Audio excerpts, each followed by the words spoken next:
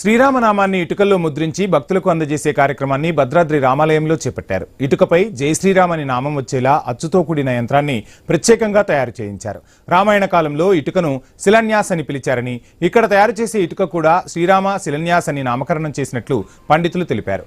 ఇటుక తయారీ అమ్మకాల కోసం టెండర్లు పిలిచి ప్రత్యేక కౌంటర్ ద్వారా 60 రూపాయలకు ఒక ఇటుక చొప్పున విక్రయిస్తున్నారు.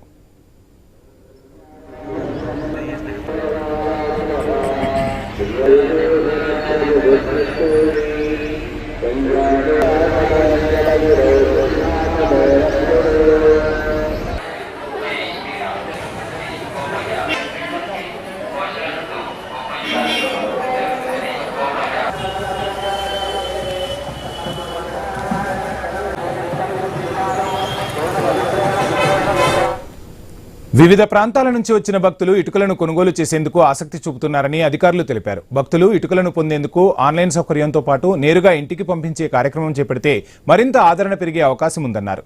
ఇళ్లు, ఆఫీసులు, ఇతర భవనాల నిర్మాణాల శంకుస్థాపనకు ఈ ఇటుకలు వినియోగించుకోవచ్చునని తెలిపారు.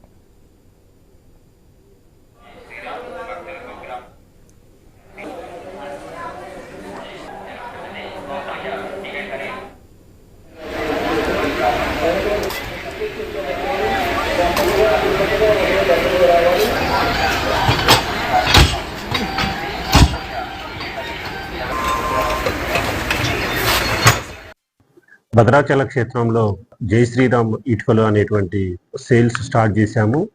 ఇది భక్తుల సౌకర్యార్థం జై శ్రీరామ్ అనే నామంతో ఉండేటువంటి ఇటుకలు మనం నూతన గృహాలు కట్టుకునేటప్పుడు, ఇంకా ఇతర నిర్మాణాలు చేసుకునేటప్పుడు, మరియు మన ఇంట్లో పూజ చేసుకోవడానికి కూడా ఈ ఇటుకలు మంచి శుభ సూచకము.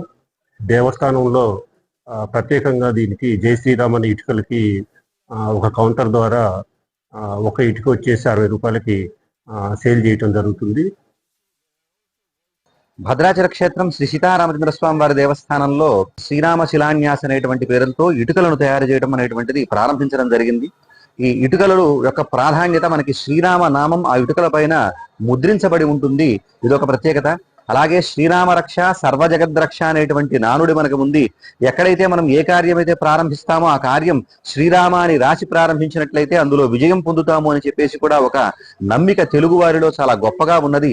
అటువంటి శ్రీరామ నామాంకితమైనటువంటి ఇటుకలను మనం ఇళ్లలో వాడుకునేటువంటి శుభకార్యాలకు శంకుస్థాపన మొదలైనటువంటి వాటికి కావచ్చు, లేకపోతే ఇళ్లలో జరిగేటువంటి నిర్మాణం, పూజా మందిర యొక్క నిర్మాణాలలో కావచ్చు, ఈ ఇటుకలను ఉపయోగించడం వల్ల ఉత్తమమైనటువంటి ఫలితాలను పొందవచ్చు అనేటువంటి ఒక నమ్మిక ఉన్నది.